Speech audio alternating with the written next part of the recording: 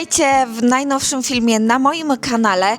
Dzisiaj myślę, że bardzo fajny temat dla osób, które będą się uczyły języków, zaczynają swoją drogę, są w trakcie tej drogi i obojętnie czy się uczymy koreańskiego, czy uczymy się innych języków. Chciałabym Wam przedstawić 5 błędów, które ja popełniłam, a nie chciałabym, żebyście Wy je popełnili.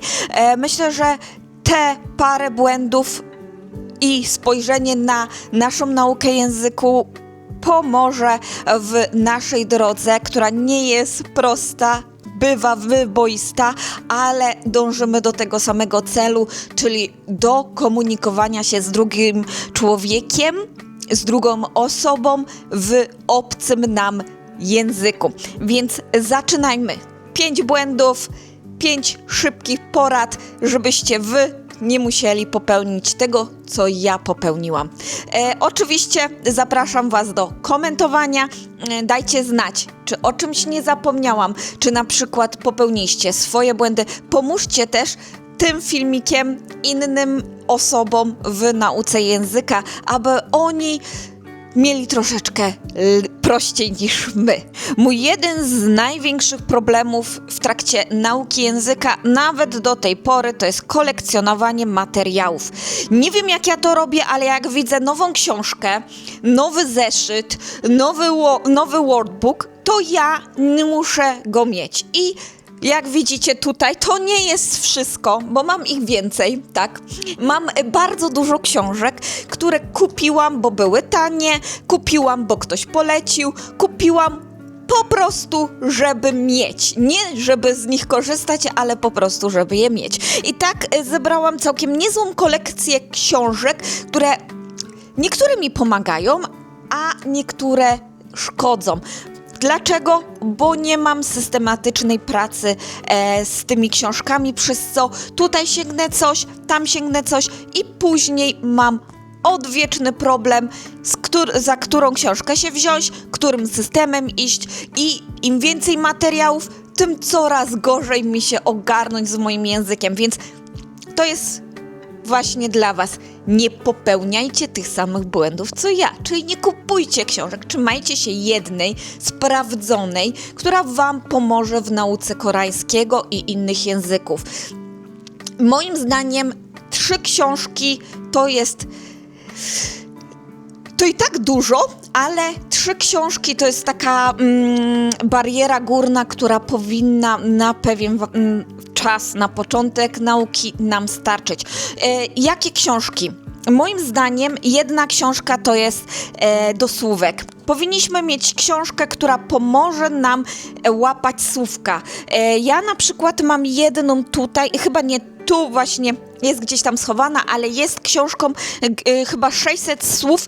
Przedstawię Wam tutaj, jak ona wygląda i ona pokazuje słówka, które powinniśmy znać na początku, na etapie nauki naszego języka na samym początku. I to jest książka, która ma tych 600 słów i dzięki codziennej nauce, chociaż 1, 2, 3, w zależności ile Wy dacie radę się nauczyć, to ona pomaga. Druga książka to jest gramatyka. Słówka, gramatyka to są 2 rzeczy bardzo ważne w nauce języków i zapamiętanie słówek pomaga nam składać zdania, a gramatyka układać w te zdania.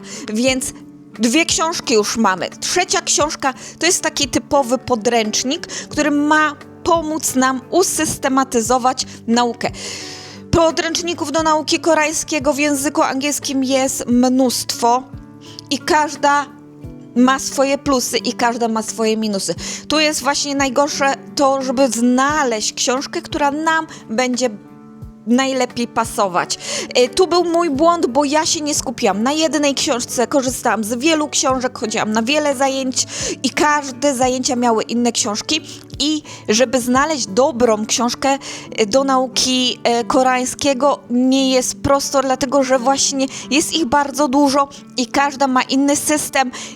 Niektóre są starsze, które dają takie trochę przestarzałe gramatyki, które na co dzień nam się nie przydadzą. a niektóre na przykład są za ciężkie, bardziej skierowane na studentów. Więc tutaj najpierw zróbcie porządny research, poszukajcie, znajdźcie osobę, która jest na tym samym poziomie albo przeszła ten sam poziom, ale w danym temacie. Czyli jeżeli chcecie studiować w Korei, znajdźcie studenta, znajdźcie osobę, która przeszła właśnie to studenckie życie, żeby wam poradziła, jakie książki użyć, a na przykład jeżeli potrzebujecie języka takiego codziennego do rozmowy, znajdźcie osobę, która właśnie przeszła to i może poradzić książki, które jej się sprawdziły. Drugim punktem jest kult gramatyki. Wiem, wyniośle to brzmi, ale zauważyłam, że na początku skupiamy się bardzo mocno na nauce gramatyki, na mocy tego, że właśnie gramatyka powoduje, że potrafimy składać zdania. Ale moim zdaniem powinniśmy się bardziej skupić na słownictwie, bo sama gramatyka nam nie pomoże do czasu, aż nie będziemy znali pewnej puli słów. To był mój ogromny błąd, bo ja myślałam, że gramatyka, składanie zdań to będzie moją podstawą znajomości języka, ale nie, to właśnie słowa budują zdania i żeby zacząć budować porządne zdania, żeby komunikować się z innymi i żeby mieć dobry kontakt z innymi, rozmawiać na różne tematy, to właśnie słownictwo, budowanie naszego słownictwa powoduje to, że później możemy się komunikować bez problemu w różnych tematach, a gramatyka przychodzi później.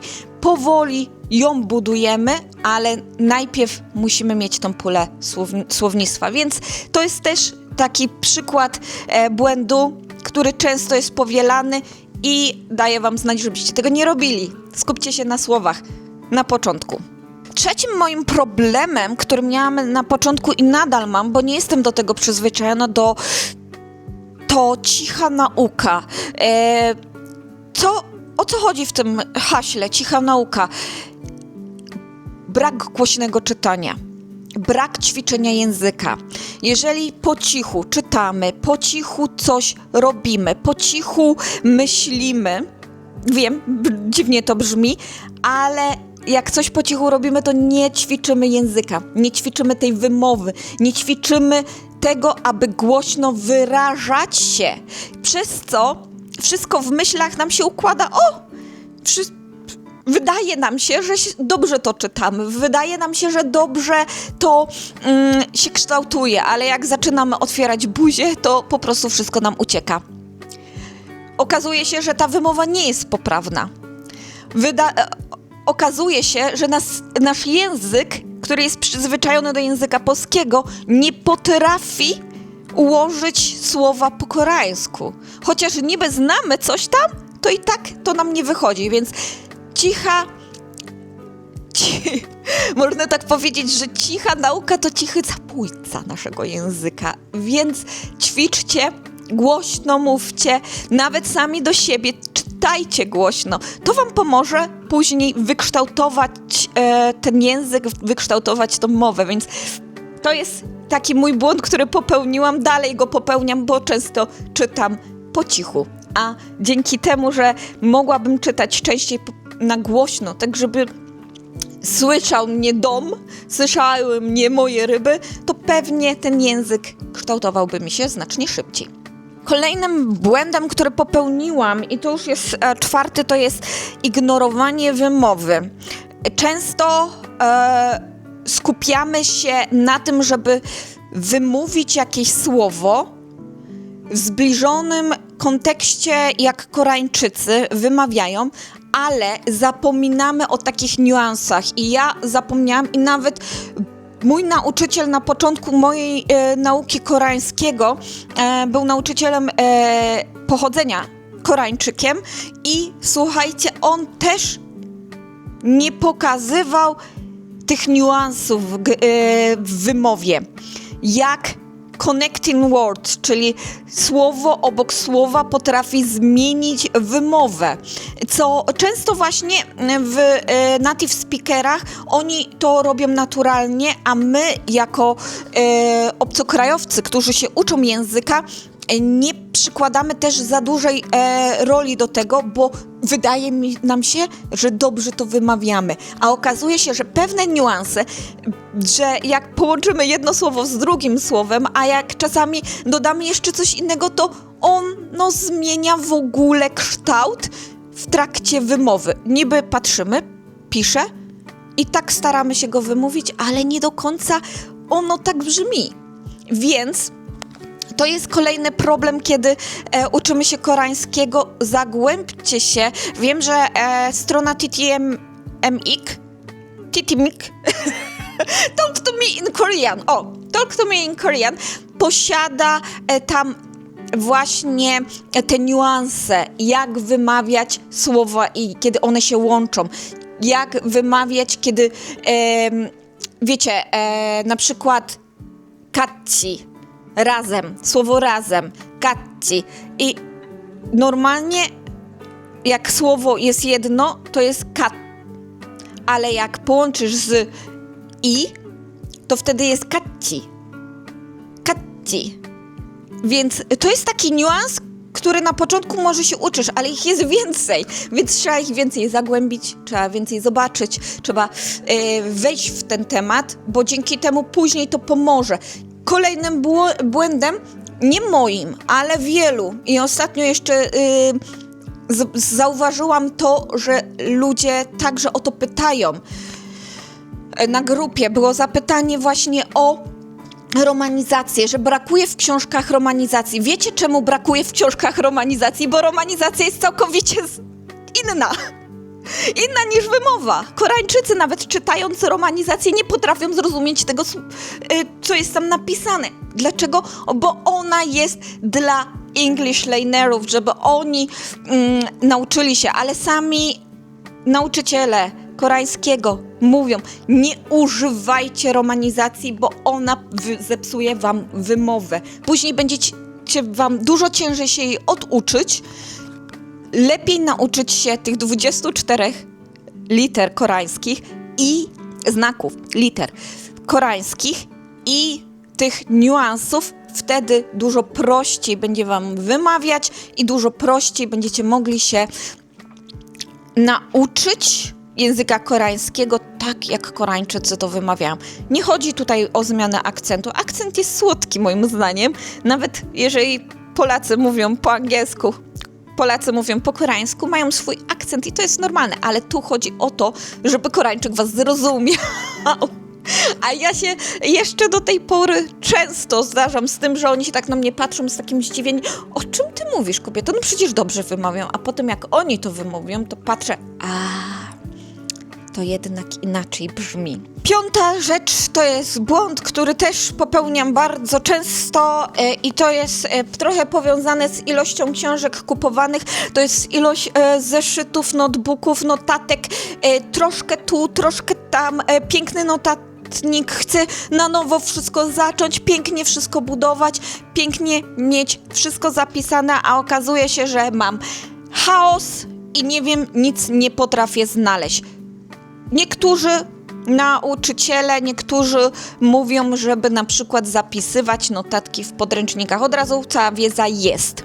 Ja nie jestem tego fanką, wolę mieć zeszyt dodatkowy, tam zapisać, dodatkowo ćwiczę pisanie, dzięki czemu się też zapamiętuje różne słówka, jak się ich ponownie zapisze. Ale nie róbcie tego błędu, jaki ja robiłam na początku mojej nauki, czyli 1 000 000 notatników. Ten mi się nie podoba, to out. Potem zeszyt do słówek, zeszyt do gramatyki, zeszyt do pisania zdań, zeszyt do tego, zeszyt do tamtego. No po prostu w pewnym momencie to miałam taki stosik samych zeszytów do różnych rzeczy. A wiecie, co mi się najbardziej spisało właśnie? Kiedy miałam jeden zeszyt, jedna kartka na jeden dzień, zapisywałam u góry słówka, na dole zdania z użyciem tych słówek. Do tego jeszcze parę linijek gramatyki i dzięki temu usystematyzowałam moją pracę, usystematyzowałam to, że codziennie jedną kartkę musiałam zapisać i najlepiej mi się to spisało. A co jeszcze było ważne, że u góry te słowa i gramatykę używałam w tych zdań, które tworzyłam na dole. Też nie zarzucajcie się za dużą ilością pracy, bo to też nie ma sensu. Ja chciałam codziennie coś, każdy zeszyt do czegoś innego i potem codziennie pisałam 5 zeszytów, zniechęcałam się bardzo szybko. Bardzo szybko się zniechęcałam. I jeszcze we mnie to siedzi i to widać w mojej nauce koreańskiego, że ona nie jest systematyczna, nie jest taka stabilna. Nadal siedzi to we mnie to, że nałożyłam na siebie za dużą presję, zniechęciłam się, ta motywacja spadła i po prostu teraz staram się z tego wyjść. Dlatego nie popełniajcie tych błędów, jakie ja popełniłam. Nie zniechęcajcie się do nauki błędami, jakie popełniacie. To jest normalne. Wspierajmy się razem, bo tym filmikiem też zacznę pokazywać moją drogę do nauki koreańskiego, dlatego zasubskrybujcie ten kanał. Jeżeli wam się filmik podobał, polajkujcie i dajcie znać w komentarzach, jakie wy błędy popełniliście w trakcie nauki języków. Nie tylko koreański, nie tylko angielski, każdego języka.